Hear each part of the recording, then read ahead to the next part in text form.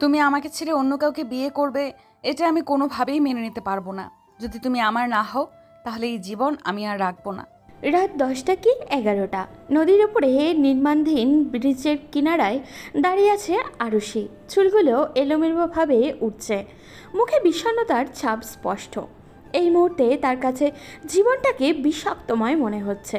ভালোবাসার মানুষটার অন্য কারোর সাথে বিয়ের ব্যাপারটা কিছুতেই মেনে নিতে পারছে না আরুষি।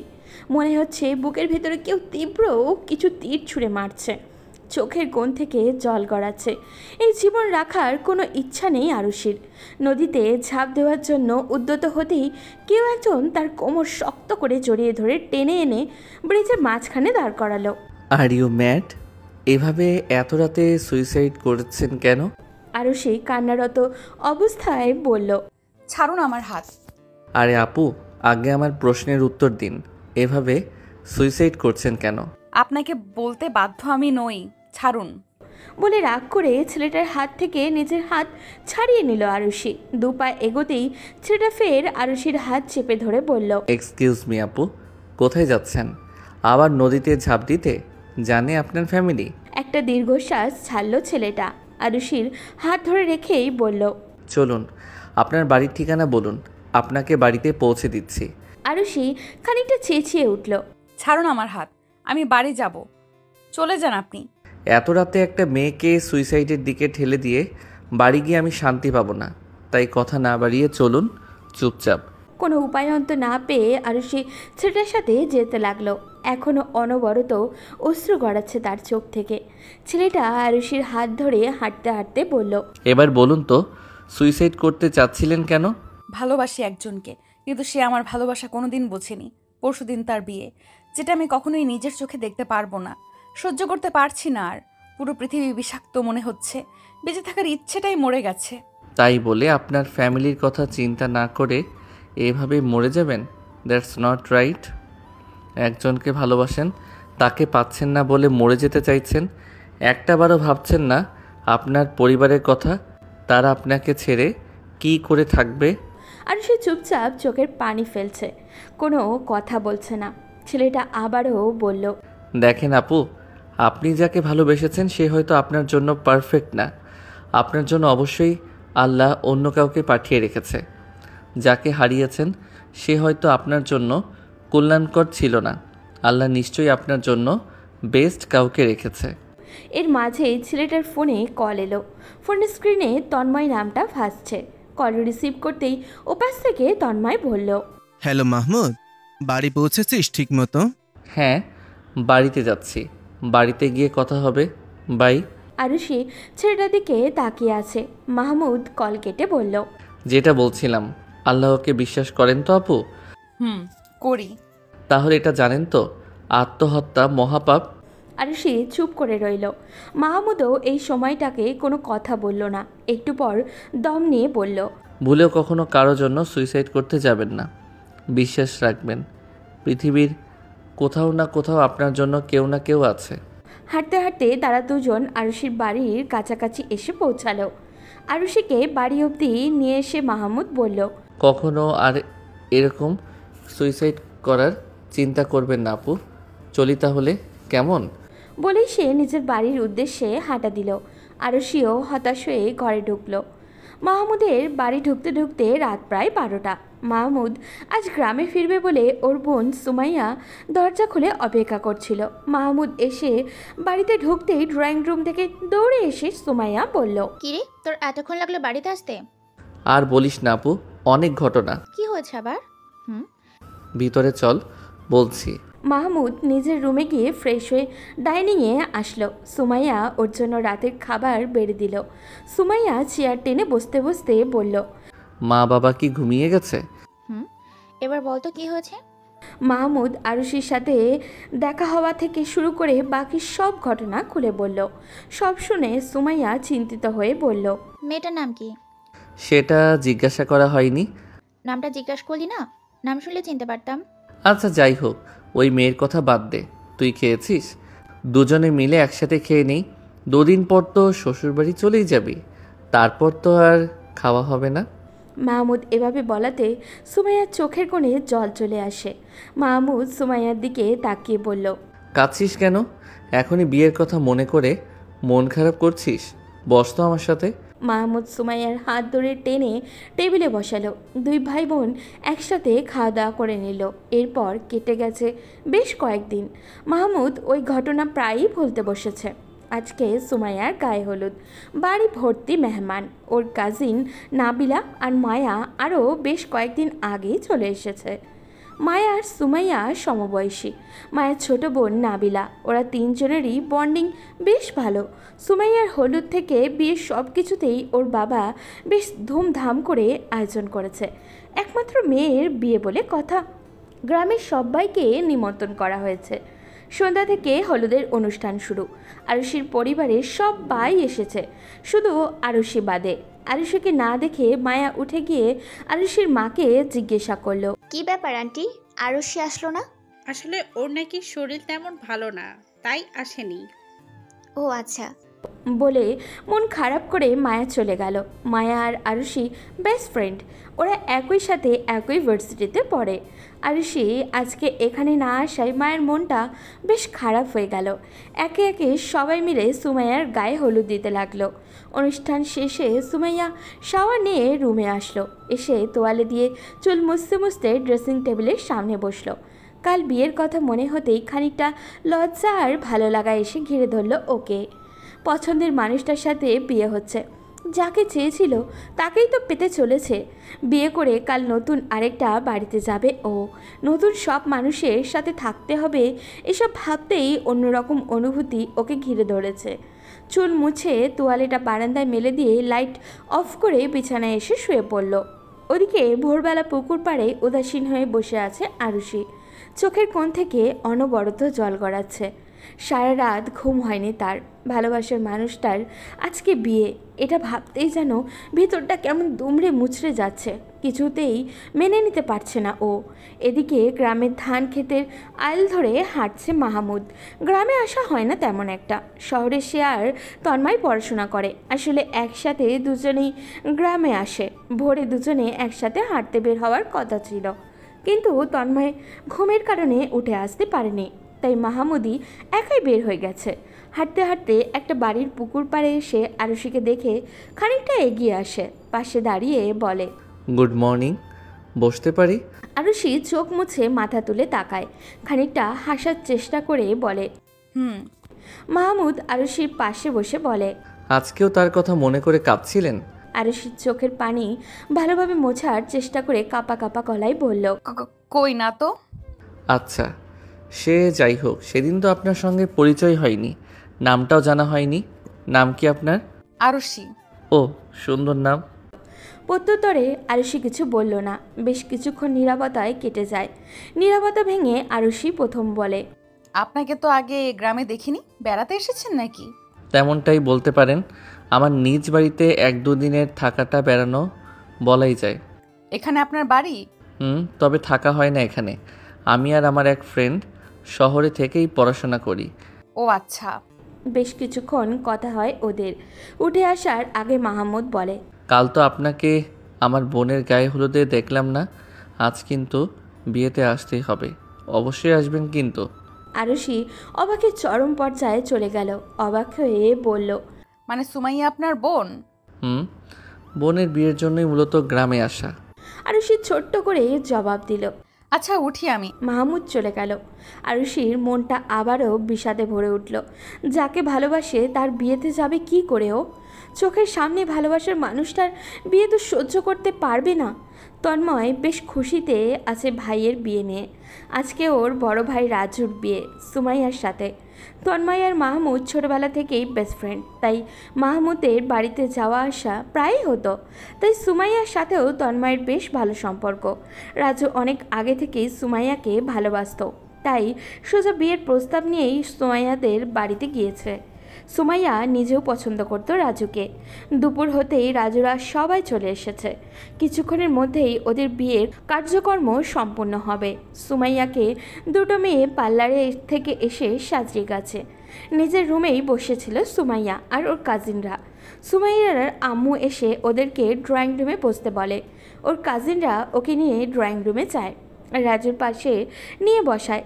কিছুক্ষণের মধ্যেই সব নিয়ম মেনে সুমাইয়া আর রাজুর বিয়ে সম্পন্ন হলো। খাওয়া দাওয়ার পর এখন বিদায়ের পালা। যতই পছন্দের মানুষকে বিয়ে করুক, তবুও সারা জীবনের জন্য বাবার বাড়ি ছেড়ে যেতে কষ্ট তো হবেই। সুমাইয়া ওর বাবা মা সবাইকে জড়িয়ে ধরে কাঁদছে। যাওয়ার আগে আশপাশ তাকিয়ে মাহমুদকে দেখতে না পেয়ে সুমাইয়া দৌড়ে যায় মাহমুদের রুমে।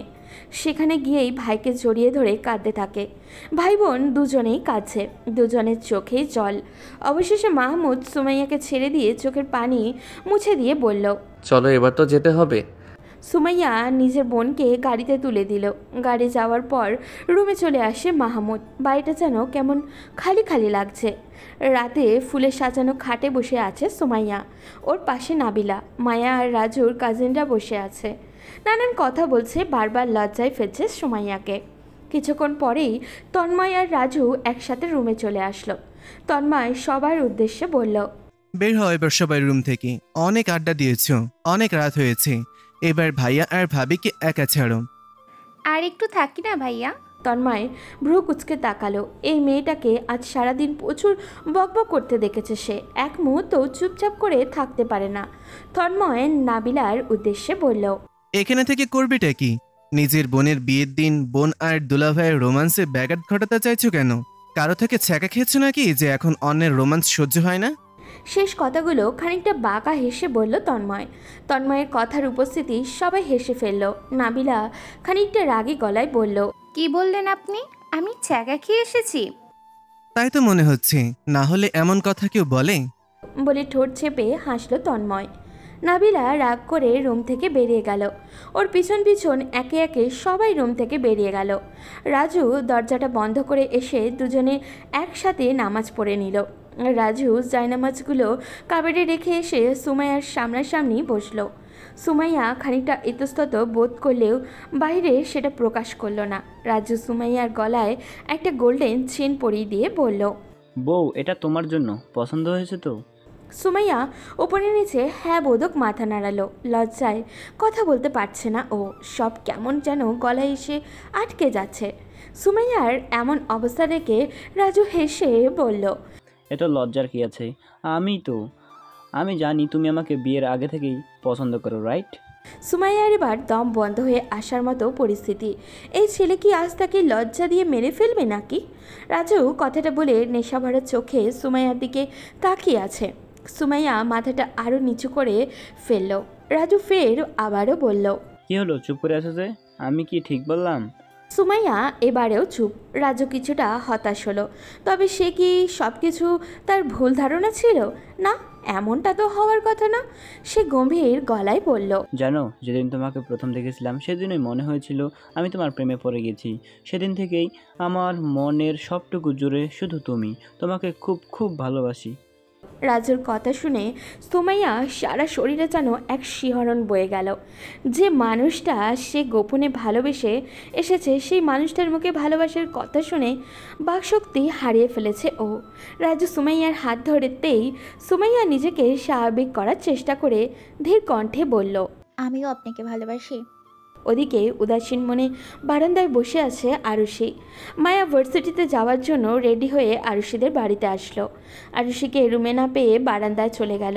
ওর পাশে বসে বলল, কি রে, কালও তুই বিয়েতে গেলি না, আজও মনমরা হয়ে বসে আছিস কেন বলতো? মায়া কথাটা বলে আরুষির দিকে তাকিয়ে দেখলো আরুষি কিছু একটা নিয়ে গভীর চিন্তায় ডুবে আছে।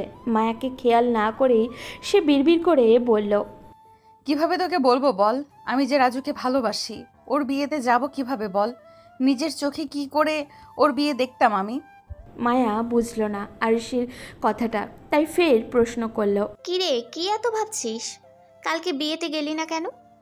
আরুষি এবার হুঁশ ফিরল।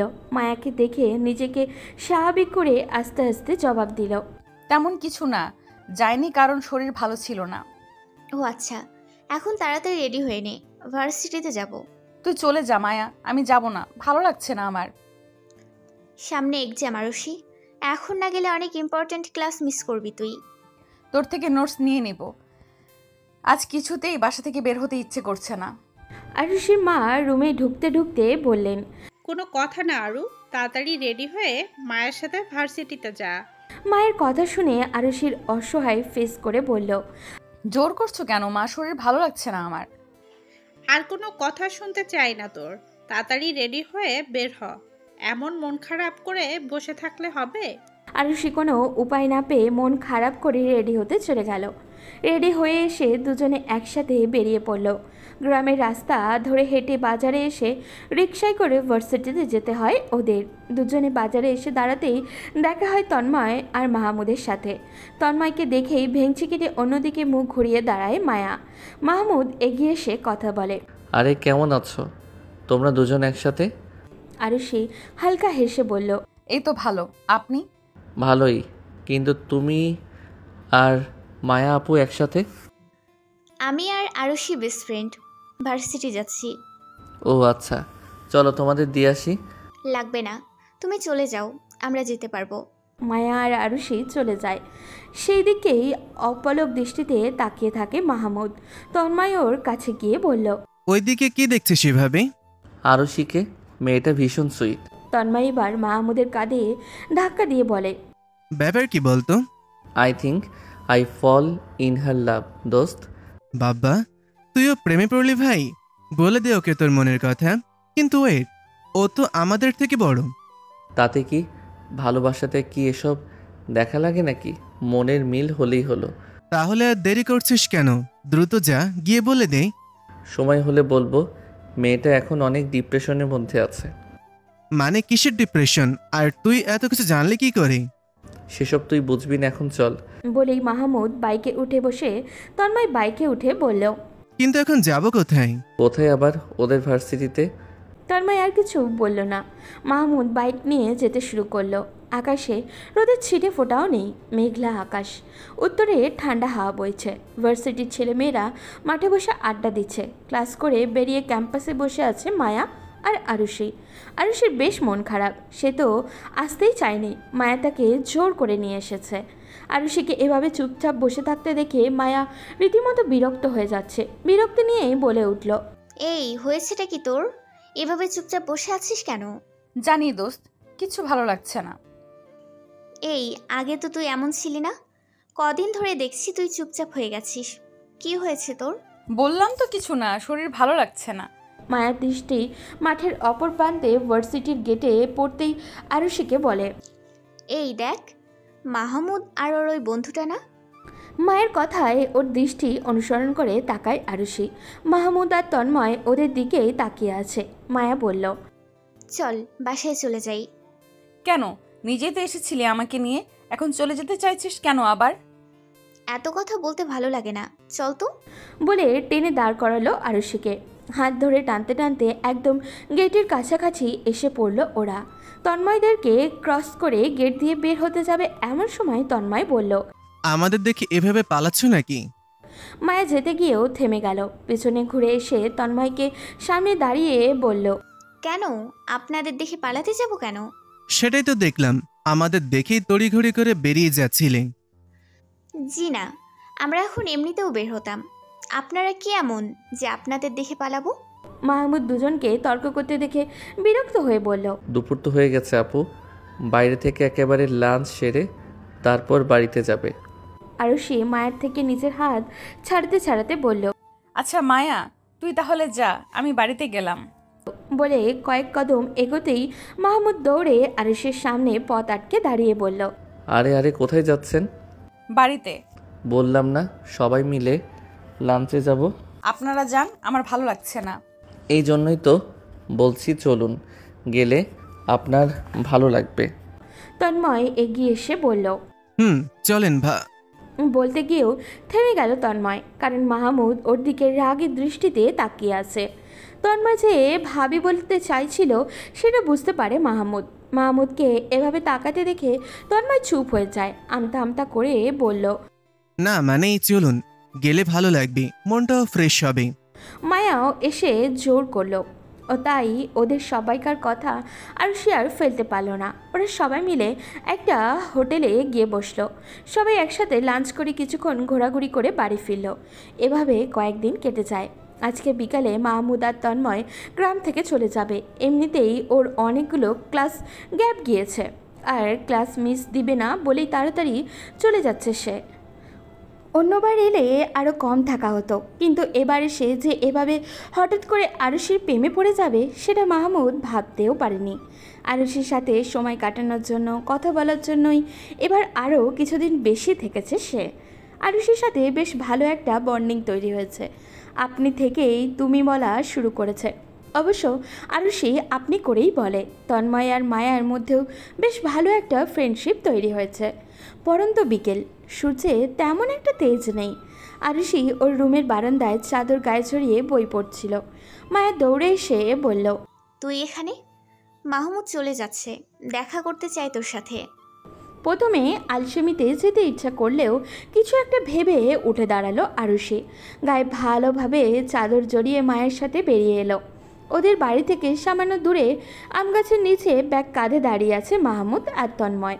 ওরা দুজন এগিয়ে যেতেই মাহমুদ বলল, চলে যাচ্ছি, সাবধানে থেকো আর নিজের খেয়াল রেখো। আর কবে আসবেন? জানি না, তবে চেষ্টা করব তাড়াতাড়ি আসার। এখন আসছি। আসছি, ভালো থেকো তোমরা। মাহমুদ ততক্ষণে কয়েক কদম এগিয়ে গেছে। তন্ময়কে দাঁড়িয়ে থাকতে দেখে পিছনে ফিরে বলল, আয়, দেরি হয়ে যাচ্ছে আমাদের। তন্ময় আসছি বলে ওদের থেকে বিদায় নিয়ে চলে গেল। গ্রাম থেকে কিছুটা দূরে শহরের দিকে ঘুরতে এসেছে সুমাইয়া আর রাজু। একান্তেই নিজেদের মতো করে একটু সময় কাটাবে তাই। রাস্তার হেডলাইটের আলোয় ফুটপাত ধরে হাঁটছে ওরা দুজন। রাজুর হাতে সুমাইয়ার হাত মুঠো করে ধরা। দুজনেই হেঁটে চলেছে। শীতের সন্ধ্যায় শহরের পরিবেশটাই একদমই অন্যরকম। গ্রামে একরূপ আর শহরে আর এক। এভাবে প্রিয় মানুষের হাত ধরে রেখে হাঁটতে বেশ লাগছে সুমাইয়ার। মাথার উপরে খোলা আকাশ আর প্রকৃতির হিম শীতল হাওয়া আর ভালোবাসায় মানুষের হাতে হাত ধরে হাঁটা, আর কি চাই। বাসায় ফিরে সুমাইয়া রাজুর পছন্দের বিরিয়ানি রান্না করেছে। শ্বশুরবাড়িতে এটাই ওর প্রথম রান্না। যদিও বাড়িতে খুব বেশি লোক নেই, তবুও রান্না ঠিকঠাক হবে কি না এটা নিয়ে একটু চিন্তায় আছে। যতই হোক শ্বশুরবাড়ির লোকেদের খাওয়াবে, একটু এদিক ওদিক যেন না হয়, তাই খুব মনোযোগ দিয়েই রান্না করছে ও। রান্না শেষে সবার জন্য নিজেই খাবার পরিবেশন করলো সুমাইয়া। ও শ্বশুরবাড়িতে সবাই রান্নার বেশ প্রশংসাই করলো। একটু স্বস্তির নিঃশ্বাস ফেললো সে। যাক, রান্নাটা ঠিকঠাক মতোই করতে পেরেছে ও। সন্ধ্যাবেলায় সুমাইয়া আর ওর ননদ তানহা দুজনে বসে বসে টিভি দেখছিল। এমন সময় কলিং বেল বেজে ওঠে। তানহা বলল, ভাবি তুমি বসো, আমি দেখছি। তানহা গিয়ে দরজা খুলতেই নাবিলা আর মায়াকে দেখে ভীষণ খুশি হয়ে বলল, তোমরা এসেছ, দারুণ মজা হবে আজকে, জমিয়ে আড্ডা দিতে পারবো।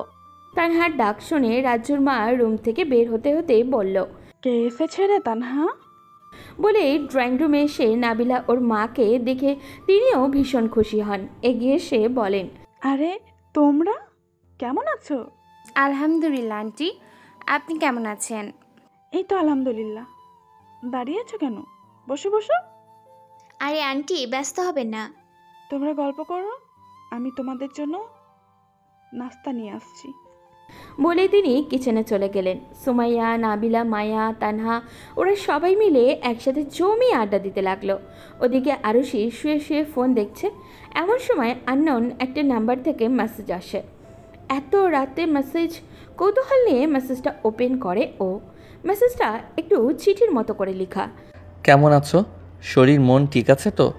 মন ভালো না থাকলেও ভালো রাখার চেষ্টা করবে, কেমন?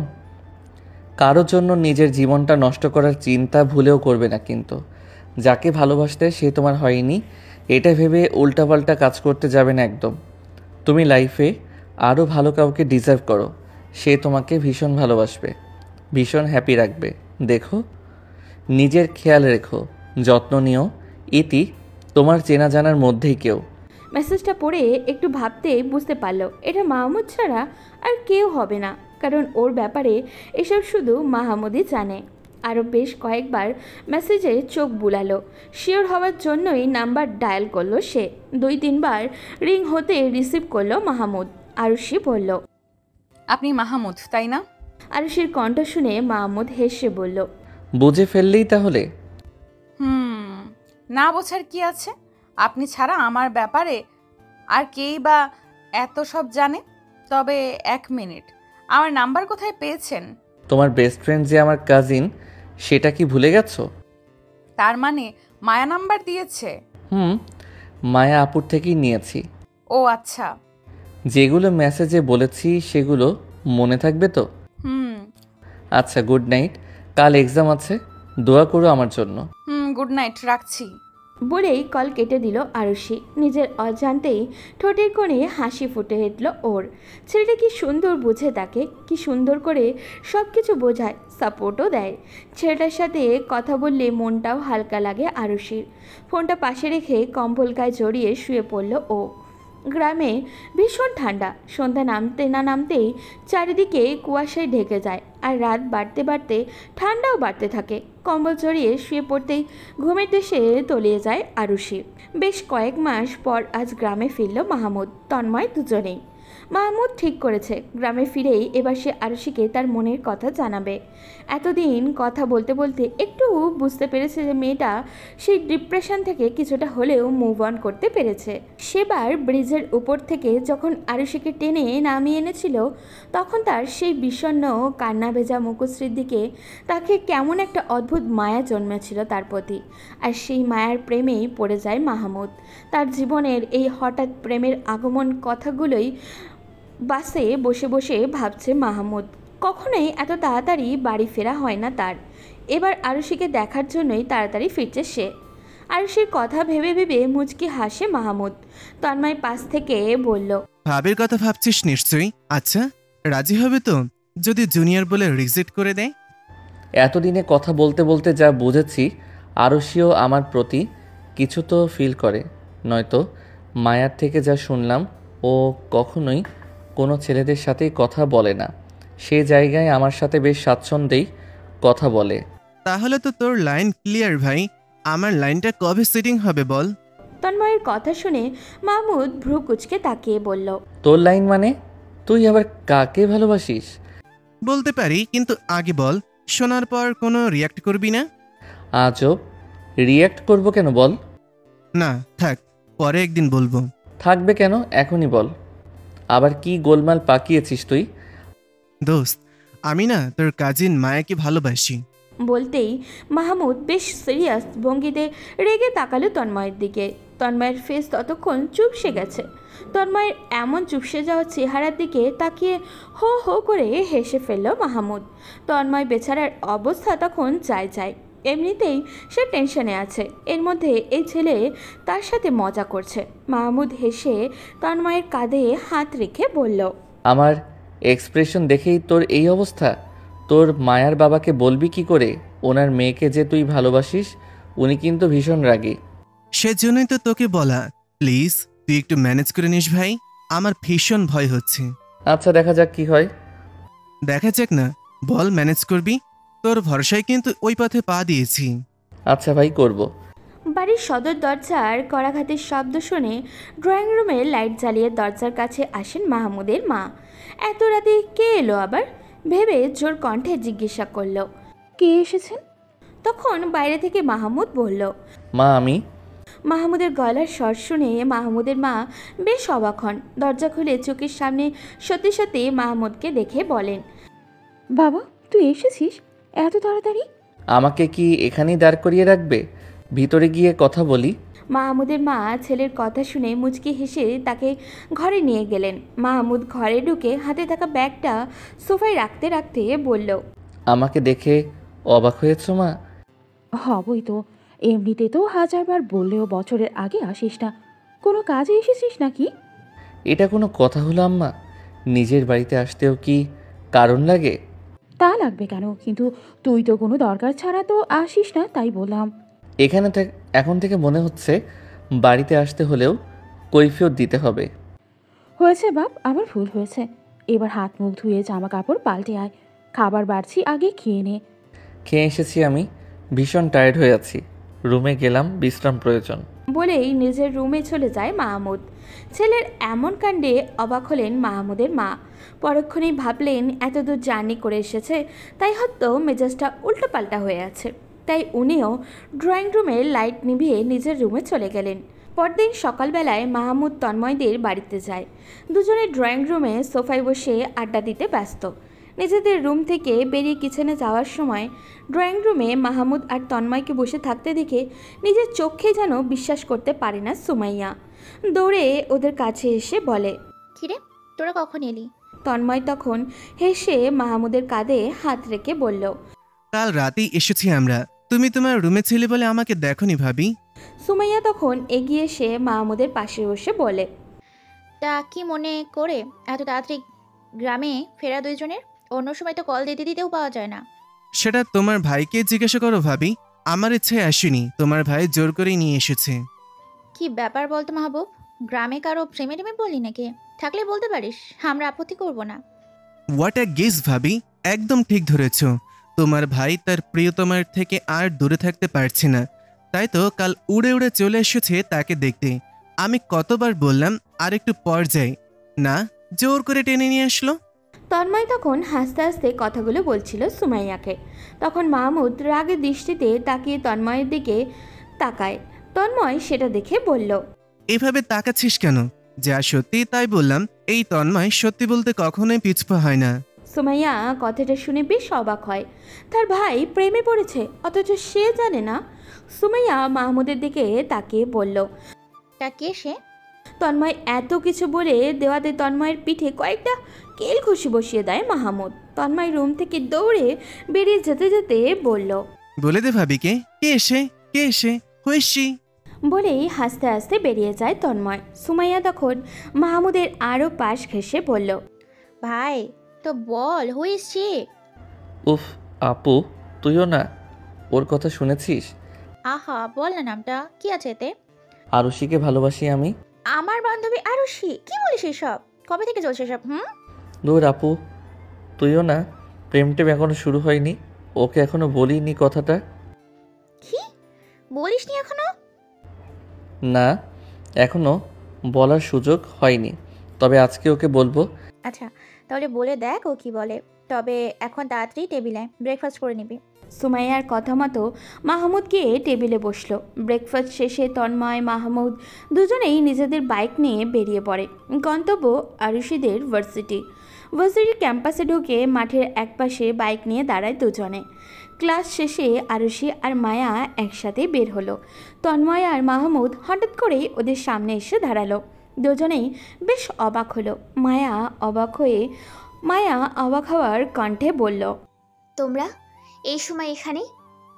দেখতেই তো পাচ্ছ আমরা, আবার জিজ্ঞেস করছো কেন? না মানে তোমরা তো এত তাড়াতাড়ি কখনো আসো না। আসি না, এবার এলাম। কোনো সমস্যা আছে? না, আমাদের সমস্যা থাকবে কেন? তোমাদের বাড়ি, তোমরা যখন খুশি আসতেই পারো। কথা পরে বলিস তোরা, আগে চল। কোথায় যাব? এত কথা বলো কেন? চলো, গেলেই দেখতে পাবে। তন্ময় আর মাহমুদ পিছন পিছন মায়া আর আরুষিও গেল। ওরা দুজনে বাইকে উঠে বসলো। মায়া আর আরুষি দ্বিধায় পড়ে গেল কে কার বাইকে বসবে। তখন মাহমুদ বলল, তোমাদেরকে কি বাইকে উঠে বসার জন্য আলাদা করে ইনভাইটেশন কার্ড দিতে হবে? উঠে বসো দুজনে। কোথায় বসবো? তুমি তন্ময়ের সাথে যাও। ওর সাথে যেতে হবে? কেন, কোনো প্রবলেম? ওর সাথে যেতে তোমার কি সমস্যা? না, যাচ্ছি বলে মায়া গিয়ে তন্ময়ের সাথে বাইকে উঠে বসলো। আরুষি মাহমুদের বাইকের কাছে এসে দাঁড়িয়ে আছে। উঠবে কি উঠবে না তাই নিয়ে দ্বিধাদ্বন্দ্বে ভুগছে।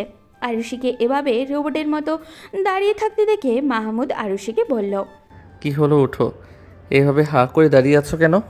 আরুষি থতমত খেয়ে গেল। ছেলেটা আজ আসার পর থেকেই এমন ঘাটতারামো করছে কেন?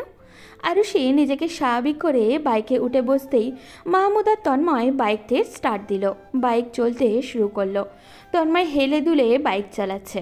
মায়া পিছন থেকে তন্ময়কে বলল, কোথায় যাচ্ছি আমরা? জানি না, আপাতত মাহমুদ যেখানে যাচ্ছে সেখানেই ওদের সাথে যাচ্ছি।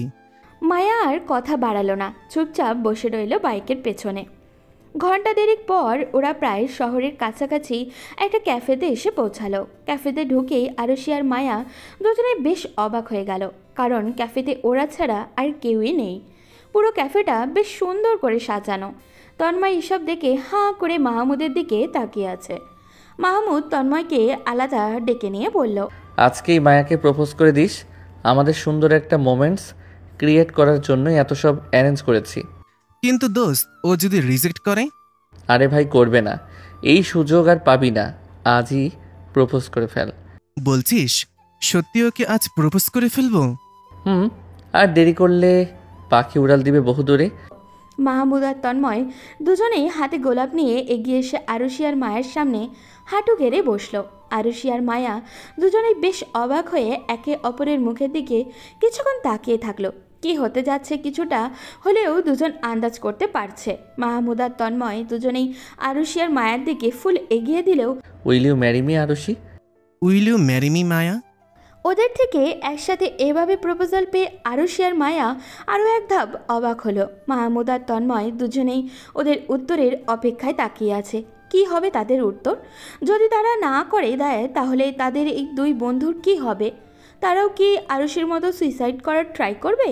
তাদের এভাবে হাঁ হুতাশ করতে দেখে মায়া আরুষি দুজনেই বেশ মজা পেল। তন্ময় বেচারা কেঁদে দিবে এমন অবস্থা। অবশেষে উত্তর আসলো মায়ের কাছ থেকে। Yes, I will.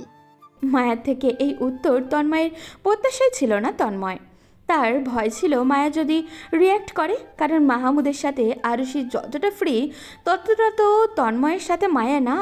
তাহলে মেয়েটা কীভাবে মানবে? তবুও মায়ের এমন উত্তরে সারপ্রাইজ হলো সবাই। তন্ময়ের ঠোঁটেও হাসি ফুটে উঠল। উচ্ছ্বাসিত হয়ে বলল, সত্যি বলছো তুমি রাজি? মায়া তখন হাঁটু গেড়ে বসে তন্ময়ের হাত থেকে ফুলটা নিয়ে বলল, সত্যি রাজি। ওদিকে আরুষি তখনও চুপচাপ। কি বলবে বা কি বলা উচিত ভেবে পাচ্ছে না ও। সে তো একজনকে ভালোবাসে, অবশ্য তাকে পাওয়াটা এখন অসম্ভব। আরুষি ভেবে চলছে মাহমুদের প্রথম দিনের বলা কথাগুলো। বারংবার মায়ার সেই কথাগুলোই ঘুরপাক কাটছে। মাহমুদ এখনও তার উত্তরের অপেক্ষায় সেভাবেই বসে আছে। মায়া আরুষির পাশে দাঁড়িয়ে বলল, আর কতক্ষণ ওকে এভাবে বসিয়ে রাখবি? এবার তোর উত্তরটা দিয়ে দে দোস্ত। আরুষির শরীর কাঁপতে লাগলো। সে কি উত্তর দিবে এখন? এদিকে মায়া আর তন্ময় তাকে তাড়া দিয়ে যাচ্ছে। আরুষি মায়ের দিকে তাকিয়ে মুখ কালো করে বলল, আমার কিছু ভালো লাগছে না, চল এখান থেকে। বলেই মায়া হাত ধরে টেনে ক্যাফের বাইরে চলে এলো। একটা রিক্সা ডেকে তাতে উঠে পড়ল।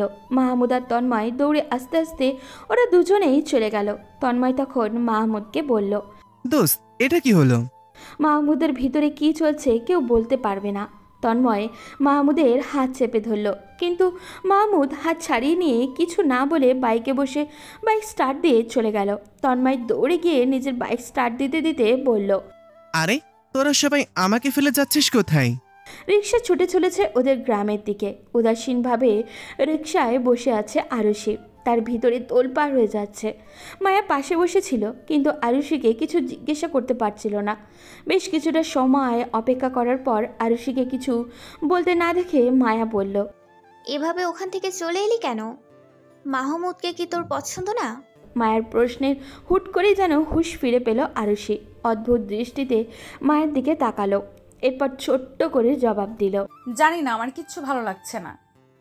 আচ্ছা, তুই কি কাউকে ভালোবাসিস? না। মাহমুদ কিন্তু খারাপ না, ওকে দেখে যা বুঝলাম তোকে ভীষণ ভালোবাসে। এত তাড়াতাড়ি কোনোবারই গ্রামে আসে না, তোর জন্য এবার তাড়াতাড়ি এসেছে। কত সুন্দর করে আমাদের সারপ্রাইজ দিয়েছে, শুধুমাত্র তোকে ভালোবাসে বলে। তুই মাহমুদকে অ্যাকসেপ্ট করতে পারিস। আরুষি বেশ কিছুক্ষণ মায়ের কথাগুলো নিয়ে ভাবল, এরপর বলল, বাড়ি গিয়ে ভেবে জানাবো, আপাতত আমার একটু একা থাকা প্রয়োজন। আচ্ছা ঠিক আছে, সে না হয় তুই ভেবেই জানাস, কিন্তু উত্তরটা যেন হ্যাঁ হয়। দেখা যাক। কিছু সময় পর বাড়ি এসে পৌঁছালো ওরা। মায়া যাওয়ার সময় বলল, টাটা, যাচ্ছি, গুড নিউজের অপেক্ষায় থাকবো। মায়া চলে গেল।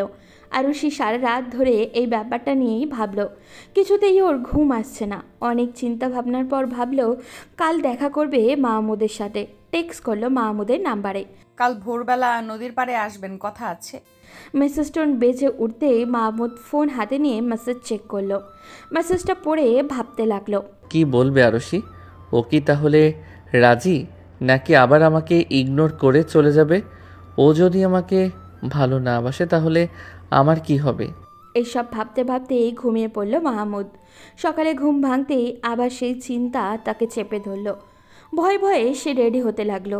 নদীর সেই ব্রিজের উপরে দাঁড়িয়ে অপেক্ষা করছে মাহমুদ। চারিদিকে কুয়াশার চাদরে আবৃত, হিম শীতল হাওয়া বয়ে যাচ্ছে। খানিক পরেই আরুষি এলো, পাশাপাশি এসে দাঁড়ালো।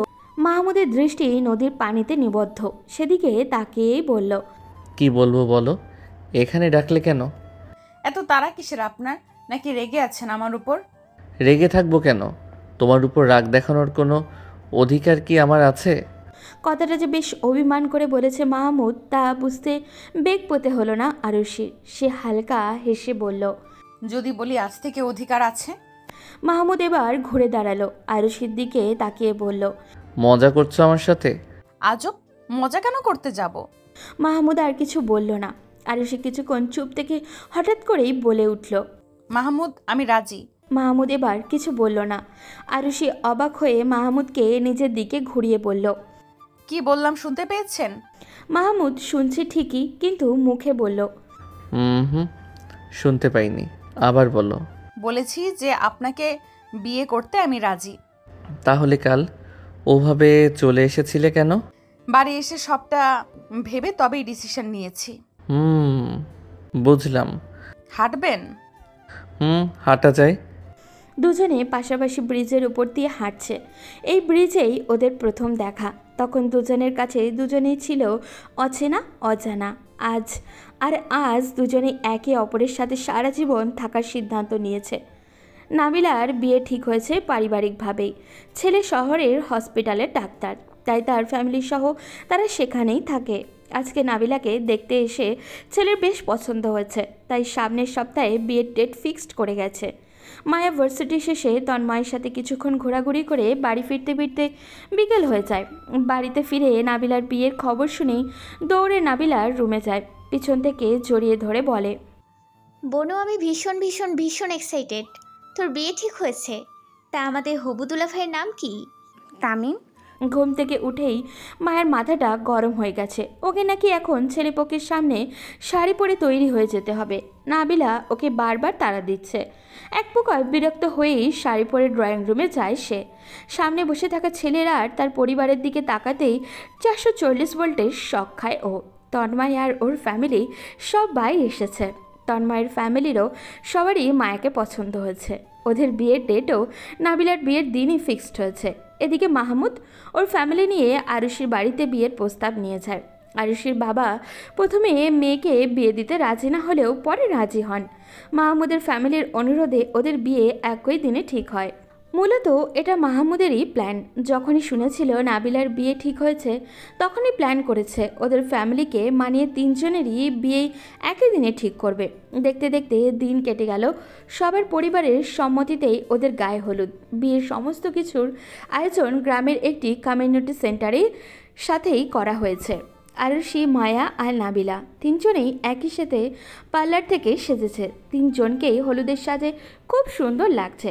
সুমাইয়া ওদেরকে দেখে বলল, বাহ, খুব মিষ্টি লাগছে তিনজনকেই, একদম পরি। মায়া আর নাবিলা তো সুমাইয়ার কাজিন, তাই সুমাইয়ার সাথে বন্ডিং বেশ ভালো ওদের। আর আরুষি সুমাইয়ার ফ্রেন্ড হওয়ার পরেও রাজুর সাথে বিয়ে হওয়ার পর থেকে সে আর সুমাইয়ার সাথে কথা বলেনি, তাই আরুষি একটু ইতস্তত বোধ করেছে। সুমাইয়া ওদের সাথে বেশ কিছুক্ষণ কথা বলে। হঠাৎই রাজুর দিকে আরুষির দৃষ্টি পড়তেই আরুষি তৎক্ষণাৎ চোখ সরিয়ে নেয়। সুমাইয়া ওদেরকে নিয়ে গেল স্টেজে বসায়। সবাই এসে একে একে ওদেরকে হলুদ ছোঁয়ায়। হলুদের পর মেহেন্দির অনুষ্ঠান শুরু হবে। দুজনেই মেহেন্দি আর্টিস্টকে মাহমুদ বলে দিয়েছিল চলে আসতে। ওই মেয়ে দুজনকেই একে একে ওদের সবাইকে মেহেন্দি পরিয়ে দিল। বেশ নাচ গান হই হুল্লোড় মিলিয়ে ওদের হলুদ সন্ধ্যা শেষ হলো। আরুষি, মায়া, নাবিলা তিনজনকেই পরদিন একসাথে রেডি করা হলো। তিনজনকেই বেশ সুন্দর লাগছে। প্রতিটা মানুষের জীবনে বিয়ে নিয়ে হাজারো পরিকল্পনা থাকে। এটা এমন এক মুহূর্ত যেখানে এক পুরুষ সারা জীবনের জন্য আরেকজনের হতে ধরে। অপরদিকে একটা মেয়ে যে পরিবেশে ছোট থেকে বড় হলো, যাদেরকে সে আপন ভাবলো, তাদের সবাইকে ছেড়ে সম্পূর্ণ এক নতুন পরিবেশের সাথে পরিচয় হয়। ছেড়ে যেতে হয় শৈশবের হাজারো স্মৃতি। দিন শেষে মানুষের জীবনের মূল্যই বা আর কতটুকু, এটাই তো আমাদের সমাজের নিয়ম। আর যুগ যুগ ধরে তা চলে আসা নিয়মের পরিক্রমায় আমাদের চলতে হবে। কিছুক্ষণ আগেই ওদের বিয়ে পড়ানো হয়েছে আইনত এবং ইসলামী নিয়ম অনুযায়ী আরুষি অবশেষে মাহমুদের বউ হয়েই গেল। আরুষি ভেবেছিল হয়তো কখনো কাউকে আপন করে নিতে পারবে না, ভেবেছিল কখনো কাউকে ভালোবাসতে পারবে না, কিন্তু মাহমুদ তার জীবনে আসার পর তার সব চিন্তা বদলে গিয়েছে। অল্প কয়েকদিনই মাহমুদ তার মনের অনেকটা জুড়েই জায়গা করে নিয়েছে। সে জানে ছেলেটা খুব ভালোবাসে তাকে। বিয়ের পর একসাথে ছবি তুলতে ব্যস্ত, সবাই আনন্দে মেতে উঠেছে। মাহমুদ আর আরুষি একে অপরের দিকে তাকালো। দুজনের ঠোঁটের কোণেই হাসি রেখা ফুটে উঠেছে। তন্ময় আর মায়া নিজেদের মতো করে কাপল ফটোশ্যুট করতে ব্যস্ত। তানহা এগিয়ে এসে ওদের সামনে মুখ ভার করে দাঁড়িয়ে বলল, সবারই কি সুন্দর একজন একজন পার্টনার হয়ে গেল, আর আমি এখনো সিঙ্গেলই রয়ে গেলাম। তানহার কথায় সবাই হেসে উঠল। সুমাইয়া এগিয়ে এসে বলল, খুব তাড়াতাড়ি তোমার জন্যই পার্টনার খুঁজে দিব ননদিনী, তারপর আর সিঙ্গেল থাকতে হবে না। বিয়ের সমস্ত আনুষ্ঠানিকতা শেষ হওয়ার পর সবাই বেরিয়ে যেতে শুরু করেছে। নাবিলাকে নিয়ে তামিমরাও এক্ষুনি বেরিয়ে পড়বে। শহরে যেতে অনেকটা সময়ের ব্যাপার তো, তাই নাবিলা আর মায়া দুজন দুজনকে জড়িয়ে ধরে কাঁদছে। কেউ কাউকে ছাড়ছে না। মাহমুদ আর তামিম এসে ওদের ছাড়িয়ে নিল। নাবিলা আর তামিমদের গাড়ি চলে যায়। মাহমুদ আরুষি ও একে একে বেরিয়ে পড়ে। সবার বিদায়ের পর কমিউনিটি সেন্টারের আঙিনা যেন এক অদ্ভুত নীরবতায় ছেয়ে গেল। চারপাশে ছড়িয়ে ছিটিয়ে থাকা ছোটোখাটো জিনিস গোছানোর দায়িত্বে ব্যস্ত কিছু লোক। অন্যদিকে মাহমুদ আরুষি গাড়িতে চুপচাপ বসে আছে। গাড়ি চলতে শুরু করার পর দুজনের মাঝে কোনো কথা হয়নি। গাড়ির জানালার বাইরে আরুষিকে তাকিয়ে থাকতে দেখে মাহমুদ হঠাৎ করেই বলল, এত চুপচাপ কেন? কিসের এত চিন্তা করছো? আরুষি একটু চমকে তাকালো মাহমুদের দিকে, তারপর নরম স্বরে বলল, চিন্তা না, হঠাৎ সব কিছু এত দ্রুত হয়ে গেল যে মনে হচ্ছে যেন স্বপ্ন দেখছি। সব কিছু এত দ্রুত হলো যে বুঝতেই পারলাম না। মাহমুদ মৃদু হেসে আরুষির হাতটা নিজের হাতের মুঠোয় নিয়ে বলল, স্বপ্ন না, এটা আমাদের নতুন জীবনের শুরু। ইনশাল্লাহ সব ঠিকঠাকই হবে। আরুষি হাসল। দারুণ দেখালো সেই হাসি। তার মনের ভিতরে এক ধরনের প্রশান্তি বয়ে গেল। মাহমুদ সত্যি একজন ভালো মানুষ। তার এই নতুন জীবনের যাত্রা যেন আনন্দ আর ভালোবাসায় পূর্ণ হয়। এই আশাতেই মনের ভিতর আশার আলো জ্বলে উঠল আরুষির। নাবিলা আর তামিম শহরের ফ্ল্যাটে এসে পৌঁছালো। দিনভর নানান আয়োজনের পর দুজনেই বেশ ক্লান্ত, কিন্তু একসাথে এই নতুন যাত্রার উত্তেজনাও তাদের মনের গভীরে স্পষ্ট। রাতের খাবারের পর তামিম নিজের রুমে দরজা খুলে ভেতরে ঢুকতেই মৃদু হেসে বলল, এটা আমাদের ছোট্ট পৃথিবী, কেমন লাগছে? নাবিলা চারপাশে তাকিয়ে দেখল ফ্ল্যাটের ঘরগুলো বেশ গোছানো, সাজানো। বিছানার উপরে গোলাপের পাপড়ি ছড়িয়ে আছে। জানলার পর্দায় মৃদু বাতাসের স্পর্শ। নাবিলা মুগ্ধ হয়ে বলল, খুব সুন্দর। তামিম ধীরে ধীরে নাবিলার কাছে এসে হাত ধরে বলল, ক্লান্ত তো, কিছুক্ষণ বিশ্রাম নাও। সমস্যা নেই, আমি ঠিক আছি। তামিম একটু সামনের দিকে ঝুঁকে নাবিলার চোখের দিকে তাকিয়ে বলল, ঠিক আছে, আজকে রাত শুধু আমাদের, চলো গল্প করি। তারা দুজন বিছানায় বসে কথা বলতে লাগলো। নিজেদের ছোট ছোট স্মৃতি, হাসির গল্প আর ভবিষ্যৎ নিয়ে নানা কথা। তামিম নাবিলার দিকে তাকিয়ে বলল, জানো, আমি তোমাকে প্রথম দেখার দিন থেকেই ভেবেছি তুমি ঠিক আমার জন্যই তৈরি। নাবিলা অবাক চোখে তাকিয়ে বলল, আপনি আমাকে আগে থেকে চিনতেন? চিনতাম। কি করে? না, এটা সিক্রেট, বলা যাবে না। গল্প করতে করতে রাত গভীর হলো। তামিম মৃদু আলো নিভিয়ে বলল, এবার ঘুমাও, অনেক রাত হয়ে গেছে। নাবিলা মাথা নাড়িয়ে সম্মতি জানালো। দুজনেই জানতো এই রাতটা তাদের জীবনে একটু নতুন অধ্যায়ের সূচনা। একে অপরের পাশে থাকার প্রতিশ্রুতি নিয়েই তারা এক নতুন ভোরের অপেক্ষায় থাকলো। ওদিকে তন্ময়ের ঘর ওর সব কাজিনরা মিলে সাজালো। মায়াকে সুমাইয়া আর তানহা বসিয়ে রেখে গেছে। তন্ময় বাসর ঘরে প্রবেশ করলো। ঘরটা ফুল দিয়ে সাজানো। হালকা গোলাপি রঙের আলো যেন এক স্বপ্নময় পরিবেশ তৈরি করেছে। মায়া একটু লজ্জায় নিচের দিকে তাকিয়ে বসে আছে। তন্ময় ধীরে ধীরে তার কাছে এসে বসে বলল, তোমার চোখে আজ সেই লজ্জা দেখেছি যা হয়তো কখনোই দেখিনি। মায়া লজ্জায় মৃদু হাসল।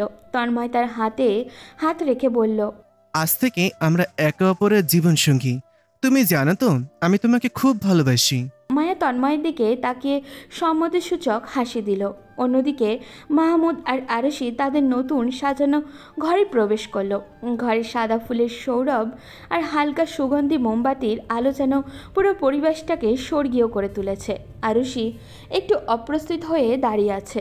মাহমুদ তার দিকে এগিয়ে এসে বলল, এই লাজুক চেহারা আমার আরেকবার দেখা উচিত ছিল বিয়ের আগে। আরশি লজ্জা পেল খানিকটা। ছেলেটা একটু বেশি কথা বলে, এটা তার জানা ছিল, কিন্তু এই ছেলে তো সাথে ঠোঁটকাটাও স্বভাবের। আরশি মৃদু হেসে বলল, সব কিছু এত দ্রুত হলো যে বুঝতেই পারলাম না।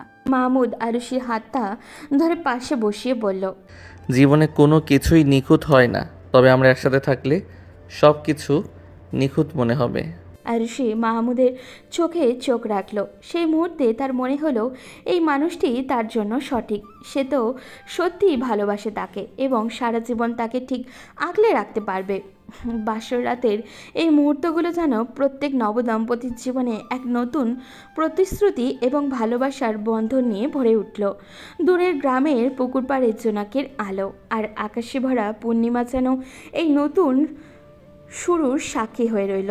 তাদের জীবন কাটুক অফুরন্ত আনন্দে, এটাই প্রত্যাশা। আজ এই পর্যন্তই, দেখা হবে পরবর্তী কোনো গল্পতে। সেই পর্যন্ত সবাই ভালো থাকবেন এবং সুস্থ থাকবেন।